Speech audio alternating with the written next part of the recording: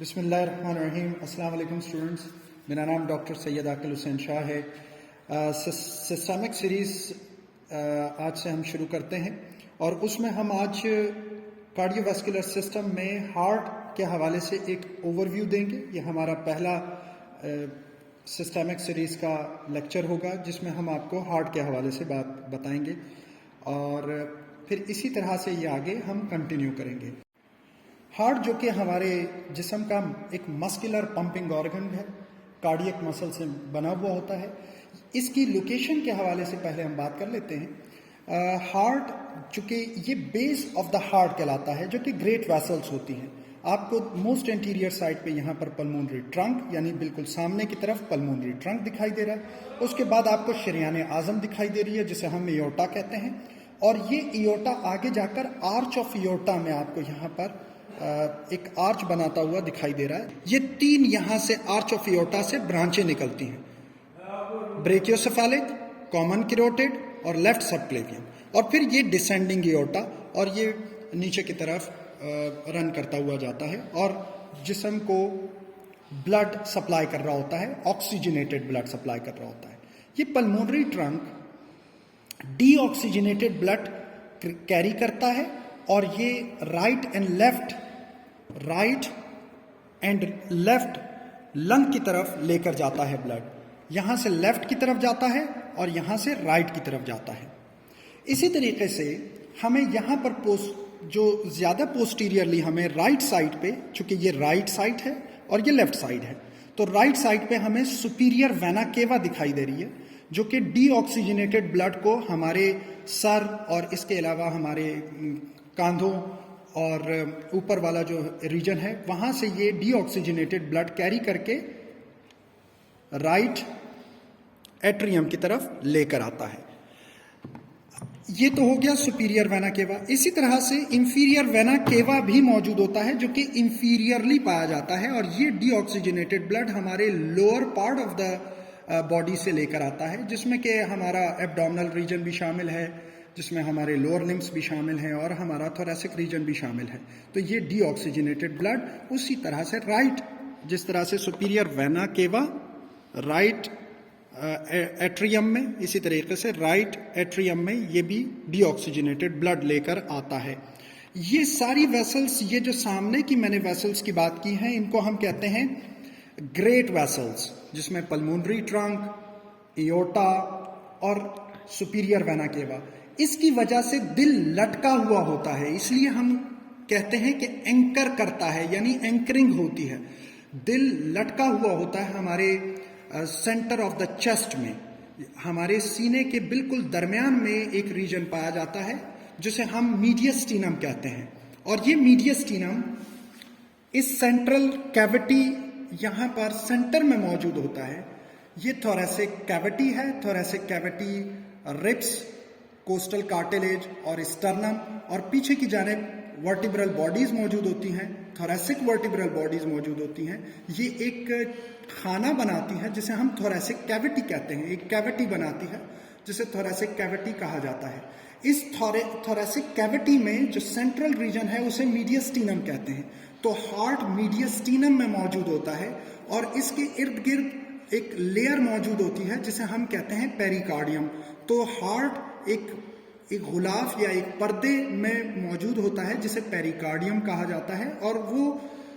मुख्तलिफ लेयर्स पर मुश्तमिल होता है, और वहाँ से एक फ्लूइड जो है उसकी सिक्रीशन होती है जिसको हम पेरिकार्डियल फ्लूइड कहते हैं। और ये pericardial fluid basically friction reduction के लिए और इसके अलावा स्मूथनेस प्रोवाइड करने के लिए, और हार्ट ताकि उसकी पंपिंग एक्शन में कोई प्रॉब्लम ना हो सके उसके लिए मौजूद होता है। हार्ट की लोकेशन, ये फर्स्ट इंटरकोस्टल, दो रिब्स के दरमियान में जो स्पेस मौजूद होता है उसे इंटरकोस्टल स्पेस कहते हैं। तो ये first intercostal space second intercostal space में मौजूद होता है। हार्ट का जो बेस है वो सेकंड इंटरकोस्टल स्पेस से शुरू होता है, और हार्ट ज़्यादातर आपने सुना होगा कि लेफ्ट साइड पे पाया जाता है। बेसिकली ये लेफ्ट साइड पे तो मौजूद नहीं होता, centre of the chest cavity में मौजूद होता है, लेकिन चूंकि इसका जो एपेक्स होता है चूंकि इसका ये ब्लंट सा पार्ट होता है, एपेक्स जो इसकी चोंच होती है ये ब्लंट सी होती है, ये ज़्यादा तेज नहीं होती, ये कुंद होती है। और ये चूंकि कोन शेप्ड आपको यहाँ पर हार्ट दिखाई दे रहा है, तो बेस सेकेंड इंटरकोस्टल स्पेस पे मैंने आपको दिखाया सेंटर ऑफ द चेस्ट में, और एपेक्स इसका स्लाइटली इंक्लाइंड होता है, यानी नीचे की तरफ थोड़ा सा झुका हुआ होता है लेफ्ट साइड की तरफ। ये लेफ्ट साइड की तरफ थोड़ा सा झुका हुआ होता है इस तरह से, जिसकी वजह से हम इसे कहते हैं कि ये हार्ट लेफ्ट साइड पे पाया जाता है, हत्ता कि heart centre of the chest में पाया जाता है। तो ये जो एपेक्स है ये फिफ्थ इंटरकोस्टल स्पेस पे मौजूद होती है, सेकंड इंटरकोस्टल स्पेस पे बेस मौजूद होती है, और थर्ड फोर्थ फिफ्थ, तो इस फिफ्थ इंटरकोस्टल पे इसका एपेक्स मौजूद होता है। तो ये हार्ट की लोकेशन है। उसके बाद अब हम बात कर लेते हैं कि हार्ट जो है उसके मसल्स को भी ताकत और तवानाई चाहिए होती है, उसको भी अपना काम करने के लिए एनर्जी चाहिए होती है। तो अल्लाह ताला ने ये कॉरोनरी आर्टरीज होती हैं, जो कि लेफ्ट कॉरोनरी आर्टरी और right coronary artery. Coronary arteries का मतलब ये होता है, कॉरोनरी का मतलब होता है ताज। ये बिल्कुल दिल में इस तरह से पाए जाते हैं जैसे कि ताज हों, तो इसलिए इनको कॉरोनरी आर्टरीज का नाम दिया जाता है। ये दो बुनियादी होते हैं, एक कहलाता है लेफ्ट कॉरोनरी आर्टरी और दूसरी होती है राइट कॉरोनरी आर्टरी। ये पूरे दिल को सप्लाई कर रही होती है, और ताकत और तवानाई के लिए जो न्यूट्रिएंट्स चाहिए होते हैं, जो ग़िज़ाइयत चाहिए होती है, इनके मसल्स को अपना काम करने के लिए, ये जो मसल्स यहाँ पर हमें पैपिलरी मसल्स दिखाई दे रहे हैं या कार्डियक मसल्स जिसे हम कहते हैं, ये कार्डियक मसल्स को काम करने के लिए, कॉन्ट्रैक्ट होने के लिए ताकत और तवानाई चाहिए होती है, वो इस कॉरोनरी आर्टरी के थ्रू आ रही होती है। और ये कॉरोनरी आर्टरी हमें मालूम है कि ये जो हमारा एयोटा है, जो शरियान आज़म है, यहीं से ये निकलती है। लेफ्ट भी यहीं से निकलती है और राइट भी यहीं से निकलती है, और पूरे हार्ट के तमाम वेस्कुलेचर को ये ब्लड सप्लाई कर रही होती है। अब हम हार्ट को हमने सुपीरियर और इंफीरियर यानी ऊपर और नीचे, ऊपर पाया जाने वाला हिस्सा और निचला पाए जाने वाले हिस्से में तकसीम करके देख लिया। इसमें हमने ये बात की कि सुपीरियरली यानी ऊपर की जानिब इसके दो चैम्बर होते हैं, इसमें के लेफ्ट चैम्बर और राइट चैम्बर, यानी ऊपर का खाना जो कि हमें लेफ्ट साइड पे दिखाई दे रहा है और राइट साइड पे हमें ऊपर का खाना दिखाई दे रहा है। तो ये ऊपर और नीचे जब हम तकसीम करते हैं, जिसे हम सुपीरियर और इंफीरियर कहते हैं, तो सुपीरियर में ऊपर का जो लेफ्ट खाना है वहां पर ऑक्सीजनेटेड ब्लड आता है जो कि फेफड़ों से आता है, और दोनों फेफड़ों से आता है। इन वेसल्स को जिनके जरिए से ये ऑक्सीजनेटेड ब्लड फेफड़ों से आता है उसे हम पल्मोनरी वेन्स का नाम देते हैं, और ये वो पल्मोनरी वेन्स हैं जो कि दोनों तरफ पाई जाती हैं,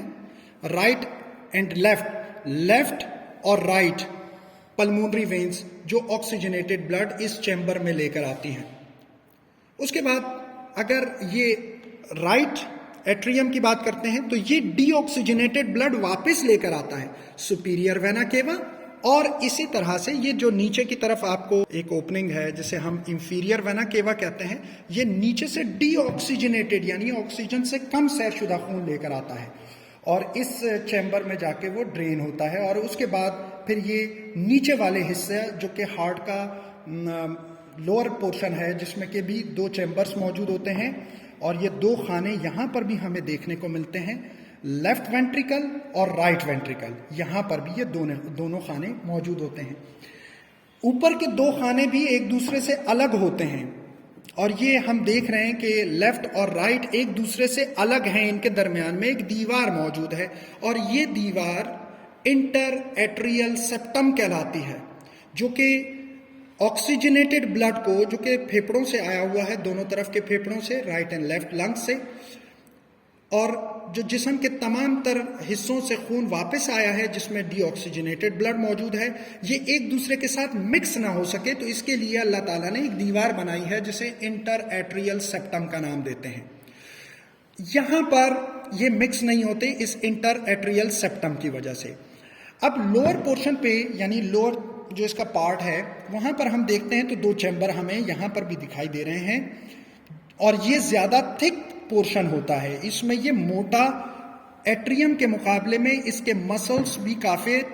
थिक होते हैं, मोटे होते हैं और लेफ्ट साइड वाला आपको ज़्यादा मोटा दिखाई देता है राइट साइड के मुकाबले में, क्योंकि राइट साइड सिर्फ फेफड़ों की तरफ खून लेकर जाता है और लेफ्ट साइड पूरे जिस्म की तरफ खून लेकर जाता है, जिसकी वजह से इसकी मसल्स की थिकनेस ज़्यादा होती है क्योंकि इसको ज़्यादा फोर्स लगाना पड़ता है जिस्म के तमाम तर हिस्सों की तरफ खून पहुंचाने के लिए। तो यहाँ पर अगर हम देखें तो इन दो वेंट्रिकल्स के दरमियान में भी दीवार मौजूद है जिसको हम इंटरवेंट्रिकुलर सेप्टम का नाम देते हैं, ताकि ये जो ब्लड यहाँ से इस वाल्व के थ्रू, इन वाल्व्स के थ्रू जब ये कॉन्ट्रैक्ट होता है यानी हार्ट जब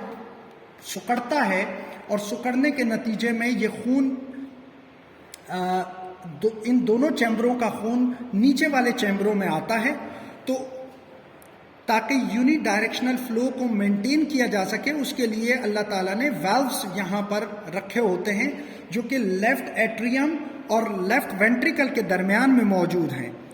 उस वाल्व को जो कि लेफ्ट एट्रियम और लेफ्ट वेंट्रिकल के दरमियान में मौजूद है उसे माइट्रल वाल्व या मिट्रल वाल्व या इसके अलावा बाइकस्पिड वाल्व का नाम देते हैं, जो कि ऑक्सीजनेटेड ब्लड जब एट्रियल सिस्टोल होता है यानी एट्रियम जब सिकुड़ता है तो ये वेंट्रिकल में वो ऑक्सीजनेटेड ब्लड यहाँ पर आता है। इसी तरीके से राइट भी जब सिकुड़ता है तो वो डीऑक्सीजनेटेड ब्लड को इस ट्राइकस्पिड वाल्व के थ्रू राइट वेंट्रिकल की तरफ ड्रेन कर देता है। फिर ये वेंट्रिकल भी सिकुड़ते हैं क्योंकि दिल दो बार सिकुड़ता है और एक बार फैलता है। दिल जो दो बार सिकुड़ता है वो एक इलेक्ट्रिकल जनरेटर जो कि राइट एट्रियम में मौजूद होता है, उसके सुपीरियर साइड पे मौजूद होता है अंदर की तरफ, उसे हम कहते हैं साइनो एट्रियल नोड। ये एक पेस मेकर है, ये एक इलेक्ट्रिकल कंडक्शन जनरेटर है। मसल्स हैं वो सिकुड़ते हैं और दो बार सिकुड़ते हैं, एक बार एट्रियम और दूसरी बार वेंट्रिकल सिकुड़ते हैं, जिसकी वजह से ब्लड जो कि एट्रियम में पाया जाता है वो वेंट्रिकल में आता है। और जब वेंट्रिकल सिकुड़ते हैं तो हमें यहाँ पर भी वाल्व दिखाई दे रहे हैं। वाल्व का काम जैसे मैंने आपको बताया कि यूनि डायरेक्शनल फ्लो को मेंटेन किए रखने का होता है, तो यहाँ पर हमें आधे चांद जैसे दिखाई दे रहे हैं। ये आधे चांद जैसे होते हैं, इन दोनों को हम सेमी ल्यूनर वाल्व का नाम देते हैं। सेमी ल्यूनर का मतलब आधे चांद जैसे, क्योंकि मुशाबहत ऐसी होती है, लेकिन इनके अपने अपने नाम होते हैं। इसको चूंकि ये पल्मोनरी ट्रंक है तो इसलिए इसको पल्मोनरी वाल्व का नाम देते हैं, और ये एओर्टा है तो इसलिए इसको एओर्टिक वाल्व का नाम देते हैं। वरना ये दोनों दिखते एक जैसे हैं, जिसकी वजह से इसे दोनों को हम सेमी ल्यूनर वाल्व कहते हैं। तो जब हमारा लेफ्ट वेंट्रिकल सिकुड़ता है, लेफ्ट वेंट्रिकल सिकुड़ने की वजह से ये अंदर की तरफ यहाँ पर खून इसके जरिए से यहाँ पर ये वाल्व खुलता है, जिसको हम सेमी ल्यूनर एओर्टिक वाल्व कहते हैं। और इसके थ्रू ये हमारे जो सबसे बड़ी शरियान है, जिसे हम शरियान आज़म कहते हैं, जिसको हम ग्रेट वेसल में ग्रेट आर्टरी कहते हैं, उस ग्रेट आर्टरी में वो ऑक्सीजनेटेड ब्लड आ जाता है जो पूरे जिस्म को मुंतकिल करना होता है, और साथ साथ में दिल के तमाम वेस्कुलेचर को, जो भी यहाँ पर मसल पाए जा रहे हैं, उन तमाम को जितने भी न्यूट्रिएंट्स चाहिए होते हैं वो इस ऑक्सीजनेटेड ब्लड के ज़रिए से ही इस दिल को और जिस्म के तमाम तर हिस्सों को, जिसमें आँख, दिमाग, नाक, कान और हमारा जो लोअर जितना भी पोर्शन है एब्डोमेन का, इसके अलावा जो हमारी टांगें हैं, इन तमाम को जो ब्लड सप्लाई होता है वो इसी के थ्रू होता है। इसकी तीन यहाँ पर हमें आर्च, ये जो एक मेहराब सा बना हुआ है, इस पे तीन हमें ब्रांचें यहाँ दिखाई देती हैं, जिसको हम कहते हैं ब्रेकियोसेफेलिक, कॉमन कैरोटिड और लेफ्ट सबक्लेवियन। फिर उसके बाद ये नीचे की तरफ डिसेंडिंग एओर्टा में तब्दील हो जाता है और ये नीचे वाले जिस्म के हिस्सों को खून सप्लाई कर रहा होता है। ये तो बात हो गई हमारी सिस्टेमिक सर्कुलेशन के हवाले से भी। अब आते हैं हम यहाँ पर दूसरी तरफ, जिसमें कि राइट वेंट्रिकल जब सिस्टोल करता है, जब ये सुकड़ता है तो ये ब्लड यहाँ पर, जिसको हम पल्मोनरी सेमिल्यूनर वाल्व कहते हैं, ये पल्मोनरी वाल्व है, इस पल्मोनरी वाल्व के थ्रू ये इस पल्मोनरी ट्रंक में जाता है, डीऑक्सीजनेटेड यानी ऑक्सीजन से कम सैरशुदा खून इसमें जाता है। और यहाँ पर हम देख रहे हैं कि लेफ्ट और राइट दोनों तरफ हमें पल्मोनरी आर्टरीज, ये पल्मोनरी ट्रंक है और ये पल्मोनरी आर्टरीज में जब डिवाइड हो जाता है तो लेफ्ट और right side of the lung की तरफ ये ब्लड को जाके सर्कुलेट करता है। डीऑक्सीजनेटेड ब्लड वहाँ पर जो हमने हवा अपने नाक के जरिए से फेफड़ों में दाखिल की है, वो ऑक्सीजन वहाँ पर इस ब्लड के साथ शामिल हो जाता है, हीमोग्लोबिन के साथ चिपक जाता है और इस तरह से जो हमारा डीऑक्सीजनेटेड ब्लड राइट वेंट्रिकल से पल्मोनरी वाल्व के थ्रू पल्मोनरी ट्रंक और फिर आइदर साइड पर पाए जाने वाले पल्मोनरी आर्टरीज के जरिए से हमारे फेफड़ों तक पहुंचा था, ताकि वहां पर वो ऑक्सीजनेट हो सके। जब वो ऑक्सीजनेट हो जाता है फिर उसके बाद वो left pulmonary veins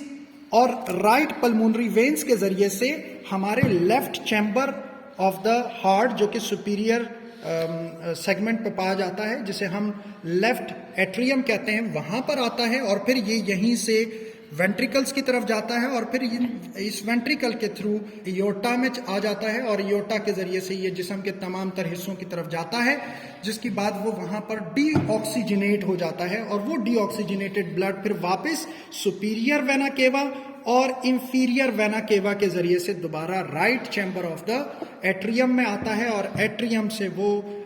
right ventricle और राइट वेंट्रिकल से फिर दोबारा वो पल्मोनरी ट्रंक और फिर पल्मोनरी आर्टरीज, जो कि राइट एंड लेफ्ट साइड पे पाई जाती है, लेफ्ट साइड और राइट साइड, और फेफड़ों की तरफ जाके फिर दोबारा ऑक्सीजनेट होता है, फिर दोबारा इसी तरीके से वो वापस आता है लेफ्ट एट्रियम में और ये सिलसिला मुस्तकिल चलता रहता है, जिसको हम पल्मोनरी एंड सिस्टेमिक सर्कुलेशन का नाम देते हैं। अगली वीडियो में हम इंशाल्लाह मुख्तलिफ इसके दूसरे हवालों से बात करेंगे, मसल्स के हवाले से और वेल्व्स के हवाले से, कोरोनरी आर्टरीज के हवाले से, ग्रेट वेसल्स के हवाले से। तो अगली वीडियो तक मुझे इजाज़त दीजिए, आपसे मुलाकात करते हैं अगली वीडियो में इंशाल्लाह। तब तक के लिए अल्लाह हाफिज़।